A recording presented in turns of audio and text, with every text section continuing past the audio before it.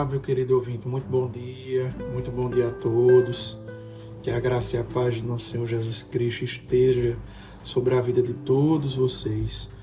Hoje nós estaremos dando continuidade à leitura do livro Negócios para a Glória de Deus, capítulo de número 8, que tem por título Competição. Vamos lá? A competição é fundamentalmente boa, propicia muitas oportunidades para glorificar a Deus, mas também muitas tentações ao pecado. Algo semelhante ao que ocorre com outros aspectos dos negócios, que já consideramos também, acontece com a competição. Os males e distorções que algumas vezes acompanham a competição têm levado as pessoas à conclusão de que ela é maligna, mas isso não é verdade. Podemos citar alguns bons exemplos de competição em outras áreas da vida. Por exemplo, a maioria das pessoas pensa que competição nos esportes é uma coisa boa, independente de ser na liga de futebol infantil, na liga de beisebol ou em esportes profissionais. Embora possamos citar maus exemplos de treinadores competitivos em demasia, na maioria das vezes consideramos a competição em esportes algo bom e achamos que é justo que os melhores times recebam prêmios e recompensas no final. Veja em 1 Coríntios, capítulo 9, versículo 25 e 26, e 2 Timóteo, capítulo 2, versículo 5, algumas metáforas de competição atlética que Paulo usa de forma positiva. Semelhantemente, no sistema escolar norte-americano, a atribuição de notas é uma atividade competitiva na qual os melhores alunos em matemática, em inglês, e em arte e música recebem notas mais altas. O sistema de notas fornece direção para ajudar os alunos a descobrir o que podem fazer bem. Quando viajo de avião, fico contente de que ele tenha sido projetado por alguém que tirou a nota máxima em matemática e engenharia. O sistema de avaliação é competitivo e guia a sociedade na atribuição de tarefas aos mais bem qualificados para as profissões. No mundo dos negócios, a competição também proporciona isso. Se contratamos um pintor desleixado uma vez para trabalhar em nossa casa, o trabalho dele dura só um dia. Mas se depois encontramos um bom pintor, ficamos dispostos a pagar mais por seu trabalho de alta qualidade. O pintor ruim precisava encontrar outra ocupação e nós o ajudamos a fazer isso, dizendo-lhe que ele não precisava voltar no dia seguinte. O mundo é tão diversificado e o sistema econômico tem tantas necessidades que eu estou certo de que existe alguma área na qual o pintor desleixado pode encaixar-se e desempenhar um bom trabalho, mas esse não tem nada a ver com pintura. Reconhecemos naturalmente que em qualquer sociedade existem pessoas que, por causa de deficiências físicas ou mentais, são incapazes de encontrar trabalho produtivo sem a ajuda de outros, seja de organizações de caridade, seja de agências do governo. Certamente, devemos apoiar os esforços de fornecer uma rede de segurança para aqueles que são incapazes de cuidar de si mesmos.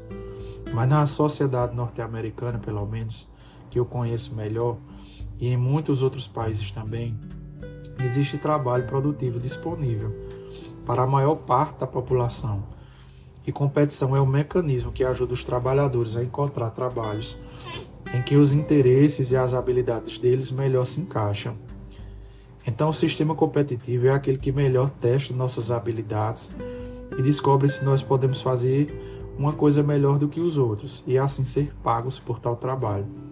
O sistema funciona bem quando atribuímos o melhor e a maior quantidade de trabalho a recompensa maior. Na verdade, se você alguma vez já procurou o menor preço para uma camisa, um computador ou um carro, aprova o sistema de competição na economia porque praticou a competição. Você comprou de uma pessoa que pode produzir e distribuir um computador mais barato do que outra. Estimulou o fabricante mais eficiente e desestimulou os fabricantes de computadores menos eficientes e mais caros a continuar no negócio. Isso acontece todos os dias e achamos normal. Isso deveria nos convencer de que, Para ser bons mordomos de nossos bens, precisamos competir no mercado. Outro benefício da competição é que as pessoas fazem as coisas cada vez melhor e os preços, com a correção da inflação, dos bens de consumo, diminuem constantemente com a passagem do tempo. Isso significa que, com o passar do tempo, uma sociedade economicamente competitiva gozará de padrão de vida cada vez mais elevado. O aparelho de CD que eu comprei na semana passada me custou $89, mas um ano atrás teria me custado 120. De modo semelhante, os computadores ficam cada vez melhores e seus preços cada vez mais baixos. O maior número de pessoas tem condições de comprar um computador e todos os que compram o produto, ficam com o dinheiro que sobra do preço que teriam gasto um ano atrás. Minha primeira calculadora de bolso me custou cerca de $100, mas hoje eu posso comprar uma no caixa da farmácia por $1. Estes são alguns dos exemplos de como a competição gera benefícios econômicos para a sociedade como um todo. Há ainda um outro benefício da competição. Fomos criados por Deus com o desejo de ter sucesso e de melhorar o que somos capazes de fazer. A competição nos estimula a melhorar, porque vemos os outros progredindo e decidimos o que podemos fazer eu mesmo. Um executivo de uma fábrica de máquinas para separar correspondências uma vez que me contou que os engenheiros de tal empresa achavam que tinham fabricado a máquina mais rápida e mais silenciosa que poderia existir, até que ele os levou para ver uma máquina fabricada por uma empresa alemã que era ainda mais rápida e mais silenciosa. Então, os engenheiros voltaram ao trabalho, determinados a fazer uma ainda melhor. Acredito que Deus nos fez com tal desejo de nos esforçar para alcançar a excelência em nosso trabalho, para que possamos imitar a excelência dele mais plenamente. Um tipo de competição que leva alguém a tentar fazer algo tão bem quanto, ou melhor do que outra pessoa, parece ser o que inspirou Salomão a escrever. Então, vi que todo o trabalho e toda destreza em obras provém da inveja do homem contra o seu próximo. Eclesiastes, capítulo 4, versículo 4. O termo inveja, na maioria das traduções, ou rivalidade, é tradução da palavra hebraica kinyan, que pode ter conotação moral positiva ou negativa, dependendo do contexto. A semelhança de termos como inveja e zelo, aqui ele parece ter o sentido de espírito competitivo. O versículo não diz que isso é bom ou ruim, apenas que acontece. Uma palavra diferente, chamada, é usada em Êxodo 20 e versículo 17, em que Deus diz, não cobiçarás. As pessoas veem o que os outros têm e decidem trabalhar mais duro ou se especializar. Dessa maneira, a competição estimula as pessoas a fazer o trabalho melhor e elas prosperam. Consequentemente, a sociedade também prospera. Há até um tipo de competição moderada, implícita nas condições para ser diácono. Também sejam estes primeiramente experimentados e se mostrarem irrepreensíveis, exerçam diaconato. 1 Timóteo capítulo 3, versículo 10. Se os candidatos tiverem um bom desempenho durante a experiência, se mostrarem irrepreensíveis, poderão se tornar diáconos, senão, deverão encontrar algum outro tipo de serviço na igreja. A competição parece ser algo que Deus tinha em mente quando deu a algumas pessoas talentos maiores em uma área do que na outra. Estabeleceu um mundo em que justiça e integridade requereriam maior recompensa por trabalho melhor. A competição propicia muitas oportunidades para glorificar a Deus, na medida em que tentamos usar os nossos talentos ao máximo, e dessa maneira manifestamos habilidades semelhantes às de Deus, que Ele nos concedeu, com gratidão no coração para com Ele. A competição capacita cada pessoa a encontrar uma forma de contribuir de maneira positiva para a sociedade e dessa maneira fazer o bem às outras.